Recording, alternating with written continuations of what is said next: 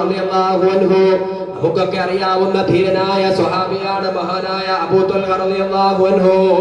ഹബീബായ പ്രവാചകൻ ഉഹദിന്റെ രണാങ്കണത്തിൽ നിൽക്കുമ്പോ ഒരു വേള ശത്രുക്കൾ മുന്നിലേക്ക് കടന്നു വന്നിട്ട് ആക്രമണം നടത്തുമ്പോ ആ ശത്രുക്കളുടെ ഇടയിലേക്ക് ഒറ്റപ്പെട്ടു പോവുകയാണ് പ്രവാചകന്.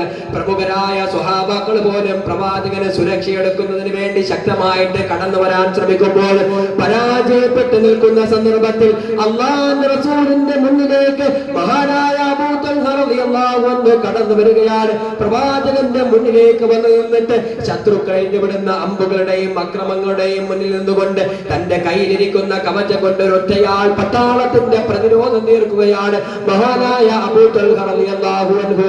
മറ്റ് സ്വഹാബാക്കളെ പ്രവാചകനെ സുരക്ഷയൊരുക്കാൻ വേണ്ടി ശ്രമിക്കുമ്പോൾ അങ്ങോട്ട് എത്തിപ്പെടാൻ വല്ലാതെ കഷ്ടപ്പെട്ടുകൊണ്ടിരിക്കുമ്പോ പ്രവാചകനെ എങ്ങനെയും വധിക്കുന്നതിന് വേണ്ടി ശത്രുക്കളെ ശ്രമിച്ചുകൊണ്ടിരിക്കെ